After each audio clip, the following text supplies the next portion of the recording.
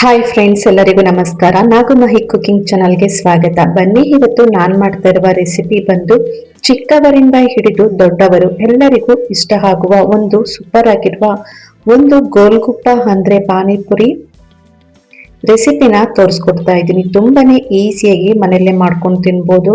ಇವಾಗ ಈ ವೆದರ್ಗೆ ಸಖತ್ತಾಗಿ ಕೂಡ ಇರುತ್ತೆ, ಹಾಗೆ ತುಂಬಾನೇ ಚೆನ್ನಾಗಿರುತ್ತೆ. ತುಂಬಾನೇ ಈಸಿಯಾಗಿ ಮಾಡ್ಕೋಬಹುದಂತಹ ಈ ಗೋಲ್ಗುಪ್ಪನ ಯಾವ ರೀತಿ ಮಾಡೋದು ಅಂತ ನೋಡ್ಕೊಳ್ಳೋಣ ಬನ್ನಿ.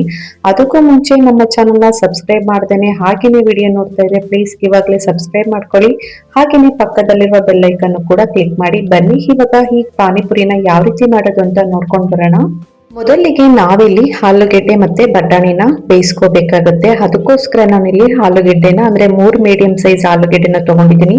ಮೇಲಿರುವಂತಹ ಸಿಪ್ಪೆ ಎಲ್ಲ ರಿಮೂವ್ ಮಾಡಿ ಈ ತರ ಮಧ್ಯಕ್ಕೆ ಕಟ್ ಮಾಡಿ ಇಟ್ಕೊಂಡಿದ್ದೀನಿ. ಹಾಗೇನೆ 1 ಕಪ್ ಮೆಜರ್ಮೆಂಟ್ ಅಳತೆಯಲ್ಲಿ ಬಟಾಣಿನ ಓವರ್ ನೈಟ್ ನೆನೆಸಿ ಕ್ಲೀನ್ ಆಗಿ ತೊಳೆದು ಆ ನೀರನ್ನೆಲ್ಲ ಬಸ್ತು ಸಪರೇಟ್ ಮಾಡಿ ಇಟ್ಕೊಂಡಿದ್ದೀನಿ.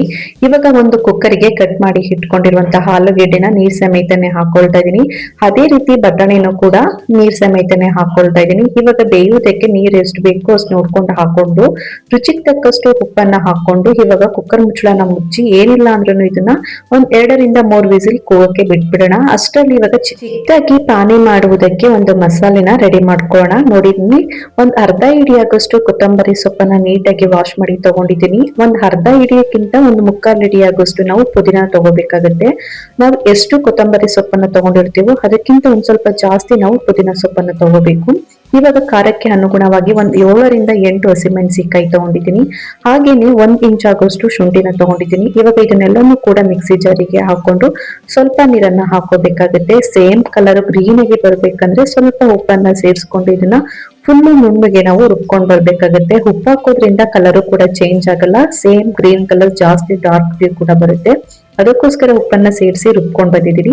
ನೋಡಿ, ಇವಾಗ ರುಬ್ಕೊಂಡಾಗಿದ ನಂತರ ಇವಾಗ ಇದನ್ನ ಫಿಲ್ಟರ್ ಮಾಡ್ಕೋಬೇಕಾಗತ್ತೆ. ಹಾಗೇನು ಕೂಡ ಬೇಕಾದ್ರೆ ನೀವು ತಿನ್ಬೋದು, ಬಟ್ ಈ ತರ ಫಿಲ್ಟರ್ ಮಾಡಿ ತಿನ್ನೋದ್ರಿಂದ ಟೇಸ್ಟ್ ಕೂಡ ತುಂಬಾನೇ ಚೆನ್ನಾಗಿರುತ್ತೆ.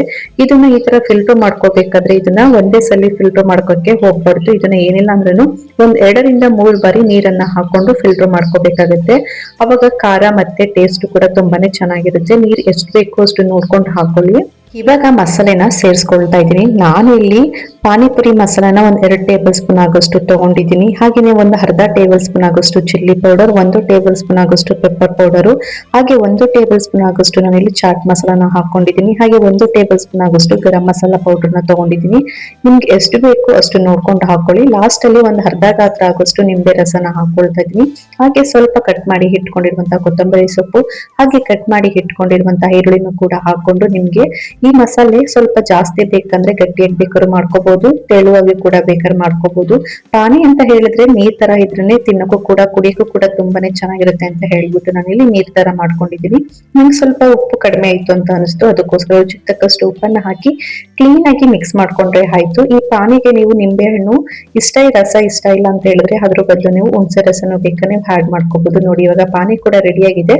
ಪಕ್ಕಕ್ಕಿಟ್ಟು ಇವಾಗ ಕುಕ್ಕರ್ ವಿಸಲು ಕೂಡ ಹೋಗಿದೆ. ಕ್ಲೀನ್ ಆಗಿ ಕೂಡ ಆಲೂಗೆಡ್ಡೆ ಮತ್ತೆ ಬಟಾಣಿ ಕೂಡ ಬೆಂದಿದೆ. ಈ ನೀರ್ನೆಲ್ಲ ಬಸ್ಬಿಟ್ಟು ಆಲೂಗೆಡ್ಡೆನ ಸ್ಮ್ಯಾಶ್ ಮಾಡ್ಕೊಳ್ತಾ ಇದ್ದೀನಿ. ಒಂದು ಸ್ಮ್ಯಾಶ್ ಮಾಡ್ಕೊಂಡು ಒಂದ್ ಬೌಲ್ಗೆ ಸಪರೇಟ್ ಮಾಡಿ ಇಟ್ಕೊಂಡಿದ್ದೀನಿ. ಇವಾಗ ಕಟ್ ಮಾಡಿ ಇಟ್ಕೊಂಡಿರುವಂತಹ ಈರುಳ್ಳಿನ ಸೇರಿಸ್ತಾ ಇದ್ದೀನಿ. ನಿಮ್ಗೆ ಈರುಳ್ಳಿ ಎಷ್ಟು ಬೇಕೋ ಅಷ್ಟು ನೋಡ್ಕೊಂಡು ಹಾಕೊಳ್ಳಿ. ಹಾಗೇನೆ ನಾವು ಪಾನಿನ ರೆಡಿ ಮಾಡಿ ಇಟ್ಕೊಂಡು ಫಿಲ್ಟರ್ ಮಾಡಿ ಇಟ್ಕೊಂಡಿದ್ವಲ್ಲ, ಆ ಮಸಾಲೆನೂ ಕೂಡ ಒಂದ್ ಅರ್ಧ ಟೇಬಲ್ ಸ್ಪೂನ್ ಆಗೋಷ್ಟು ಹಾಕೊಂಡಿದ್ದೀನಿ. ಹಾಗೆ ಒಂದ್ ಸ್ವಲ್ಪನೇ ಕೊತ್ತಂಬರಿ ಸೊಪ್ಪು, ಹಾಗೆ ಉಳಿದಿರುವಂತಹ ಚಾಟ್ ಮಸಾಲಾ, ಗರಂ ಮಸಾಲಾ, ಚಿಲ್ಲಿ ಪೌಡರ್ ಮತ್ತೆ ಪೆಪ್ಪರ್ ಪೌಡರ್, ಆಮ್ಚೂರ್ ಪೌಡರ್ ಎಲ್ಲಾನು ಕೂಡ ಹಾಕೊಳ್ತಾ ಇದೀನಿ. ನಿಮ್ಮ ಹತ್ರ ಏನಾದ್ರೂ ಚಾಟ್ ಮಸಾಲ ಇಲ್ಲ ಅಂತ ಹೇಳಿದ್ರೆ ಆಮ್ಚೂರು ಇಲ್ಲಾಂದ್ರೆ ಜೀರಾ ಪೌಡರ್ ಯಾವ್ದು ಬೇಕಾದ್ರೆ ನೀವು ಹಾಕೋಬಹುದು. ಇವಾಗ ಇದನ್ನೆಲ್ಲ ಹಾಕೊಂಡಿದ ನಂತರ ಒಂದ್ಸಲಿ ಕ್ಲೀನ್ ಆಗಿ ಮಿಕ್ಸ್ ಮಾಡ್ಕೊಳ್ತಾ ಇದೀನಿ. ನಿಮ್ಗೆ ಈ ಟೈಮಲ್ಲಿ ನಾವು ಬೇಕಾದ್ರೂ ಚೆಕ್ ಮಾಡ್ಕೊಳ್ಳಿ. ಉಪ್ಪೇನಾದ್ರು ಕಮ್ಮಿ ಆಯ್ತು ಅಂತ ಹೇಳಿದ್ರೆ ಈ ಮಸಾಲೆಗೆ ನೀವು ಉಪ್ಪು ಬೇಕಾದ್ರೂ ಹಾಕೋಬಹುದು. ನನ್ಗಂದ್ರೆ ತುಂಬಾನೇ ಪರ್ಫೆಕ್ಟ್ ಆಗಿದೆ. ನೋಡಿ, ಇವಾಗ ಪಾನಿನೂ ಕೂಡ ರೆಡಿ ಆಗಿದೆ. ಅದಕ್ಕೆ ಸ್ಟಫಿಂಗ್ ಮಾಡಕ್ಕೆ ಆಲೂಗೆಡ್ಡೆನೂ ಕೂಡ ರೆಡಿ ಆಗಿದೆ. ಇಷ್ಟಾದ್ರೆ ಸಾಕು. ಇವಾಗ ಪಕ್ಕಕ್ಕೆ ಇಟ್ಟು ಗ್ಯಾಸ್ ಆನ್ ಮಾಡಿ ಒಂದು ಬಾಡ್ಲಿನ ಬಿಸಿ ಮಾಡಕ್ಕೆ ಇಟ್ಟು ಎಣ್ಣೆನೂ ಕೂಡ ಕಾದಿದೆ. ಇವಾಗ ನಾನಿಲ್ಲಿ ಪುರಿನ ಹಾಕೊಳ್ತಾ ಇದ್ದೀನಿ. ನೀವು ಪುರಿ ಬೇಕಾದ್ರೆ ನೀವು ರೆಡಿಮೇಡ್ ಅಲ್ಲೂ ಕೂಡ ತಂದು ಮಾಡ್ಕೋಬಹುದು. ನಾನು ಮಾಡಿರುವಂತಹ ಪುರಿನ ಮಾಡಿ ತೋರಿಸ್ತಾ ಇದ್ದೀನಿ, ನೋಡ್ತಾ ಇರ್ಬೋದು. ಈ ರೀತಿ ಗ್ಯಾಸ್ ಅನ್ನ ಕಡಿಮೆ ಉರಿಯಲ್ಲಿ ಇಟ್ಕೊಂಡು ಈ ರೀತಿನ ಪುರಿನ ಗರಿ ಗರಿಯಾಗಿ ಫ್ರೈ ಮಾಡಿ ಇಟ್ಕೊಂಡ್ರೆ ನಾವು ಎಷ್ಟೇ ಒತ್ತಿದ್ರೂ ಏನೂ ಆಗಲ್ಲ, ಹಾಗೇನೆ ಗರಿ ಗರಿಯಾಗಿ ಕೂಡ ಇರುತ್ತೆ. ನಿಧಾನವಾಗಿ ಇದನ್ನ ಕಡಿಮೆ ಉರಿಯಲ್ಲಿ ಇಟ್ಕೊಂಡು ಎರಡೂ ಕಡೆ ಸ್ವಲ್ಪ ಗೋಲ್ಡನ್ ಕಲರ್ ಬರಗಂಟ ಈ ರೀತಿ ಫ್ರೈ ಮಾಡ್ಕೋಬೇಕಾಗುತ್ತೆ. ಈ ರೀತಿ ಫ್ರೈ ಮಾಡ್ಕೊಂಡ್ರೆ ತುಂಬಾ ತಿನ್ಬೇಕಾದ್ರೆ ಟೇಸ್ಟ್ ಕೂಡ ಸಖತ್ತಾಗಿ ಕೂಡ ಇರುತ್ತೆ. ನಾನು ಎಲ್ಲಾ ಪುರಿನೂ ಕೂಡ ಇದೇ ರೀತಿ ಕಡಿಮೆ ಉರಿಯಲ್ಲಿ ಇಟ್ಕೊಂಡು ಈ ರೀತಿ ಫ್ರೈ ಮಾಡ್ಕೊಳ್ತಾ ಇದ್ದೀನಿ. ನೋಡಿ, ಇವಾಗ ಎಲ್ಲಾ ಪುರಿನೂ ಕೂಡ ನಾನು ಇದೇ ರೀತಿ ಕಡಿಮೆ ಉರಿಯಲ್ಲಿ ಇಟ್ಕೊಂಡು ಫ್ರೈ ಮಾಡ್ಕೊಂಡು ಒಂದು ಪ್ಲೇಟ್ಗೆ ಸಪರೇಟ್ ಮಾಡಿ ಇಟ್ಕೊಂಡಿದ್ದೀನಿ. ಇಷ್ಟೇನೆ, ತುಂಬಾನೇ ಸುಲಭವಾಗಿ ಮನೆಯಲ್ಲಿರುವಂತಹ ಪದಾರ್ಥವನ್ನ ಉಪಯೋಗಿಸ್ಕೊಂಡು ತುಂಬಾನೇ ಹೆಲ್ದಿಯಾಗಿ ಈ ರೀತಿ ಗೋಲ್ಗುಪ್ಪನ ಮಾಡ್ಕೊಡಿ. ತುಂಬಾ ಮನೆ ಮಂದಿ ಎಲ್ಲ ಇಷ್ಟಪಟ್ಟು ತಿಂದು ಖಾಲಿ ಮಾಡ್ತಾರೆ, ಅಷ್ಟು ಸಖತ್ತಾಗಿ ಕೂಡ ಇರುತ್ತೆ. ನೋಡಿ, ಇವಾಗ ಫೈನಲ್ ಆಗಿ ಗೋಲ್ಗುಪ್ಪ ರೆಡಿ ಆಗಿದೆ. ಒಂದು ಪುರಿಗೆ ಈ ರೀತಿ ಫುಲ್ ಸ್ಟಫಿಂಗ್ ಮಾಡ್ಕೊಳ್ಳೋಕೋಸ್ಕರ ನಿಮಗೆ ಎಷ್ಟು ಬೇಕೋ ಅಷ್ಟು ರೀತಿ ನೀವು ಇದನ್ನ ಪ್ರೆಸ್ ಮಾಡ್ಕೋಬೇಕಾಗುತ್ತೆ. ಇವಾಗ ಈ ತರ ಪ್ರೆಸ್ ಮಾಡ್ಕೊಂಡಿದ ನಂತರ ಸ್ವಲ್ಪ ಫಸ್ಟ್ ನಾವು ಆನಿಯನ್ ಹಾಕೋಬೇಕು. ಆಮೇಲೆ ನಾವು ಸ್ಟಫ್ ಮಾಡಿ ಇಟ್ಕೊಂಡಿರುವಂತಹ ಆಲೂಗೆಡ್ಡೆ ಮಸಾಲೆಯನ್ನು ಕೂಡ ಹಾಕೊಳ್ತಾ ಇದೀನಿ. ಮತ್ತೆ ಇವಾಗ ಮೇಲೆ ಸ್ವಲ್ಪ ಆನಿಯನ್ ಹಾಕೊಳ್ಳಿ. ಅವಾಗ ತಿನ್ಬೇಕಾದ್ರೆ ತುಂಬಾನೇ ಕ್ರಂಚಿಯಾಗಿ ಸಖತ್ತಾಗಿ ಕೂಡ ಇರುತ್ತೆ. ಆನಿಯನ್ ಇಷ್ಟಪಡೋರು ಇನ್ನೂ ಸ್ವಲ್ಪ ಜಾಸ್ತಿನೇ ಹಾಕೊಳ್ಳಿ, ಸಖತ್ತಾಗಿ ಕೂಡ ಇರುತ್ತೆ. ಇಷ್ಟೇನೆ ನೋಡಿ, ಪಕ್ಕ ಬೀದಿ ಸ್ಟೈಲ್ ಅಲ್ಲಿ ಮನೇಲೆ ಮಾಡ್ಕೊಂಡು ಈ ರೀತಿ ಪಾನಿಪುರಿನ ಮಾಡಿ ನೋಡಿ, ಟೇಸ್ಟ್ ಅಂತೂ ಸಖತ್ತಾಗಿ ಕೂಡ ಇರುತ್ತೆ. ಔಟ್ ಸೈಡ್ ಹೋಗೋ ತಿನ್ನೋ ಬದಲು ಈ ರೀತಿ ಹೆಲ್ದಿಯಾಗಿ ತುಂಬಾ ಕಡಿಮೆ ಸಮಯದಲ್ಲಿ ಈ ರೀತಿ ಮಾಡ್ಕೊಟ್ರೆ ಈ ವೆದರ್ಗೆ ಸಖತ್ತಾಗಿ ಕೂಡ ಇರುತ್ತೆ.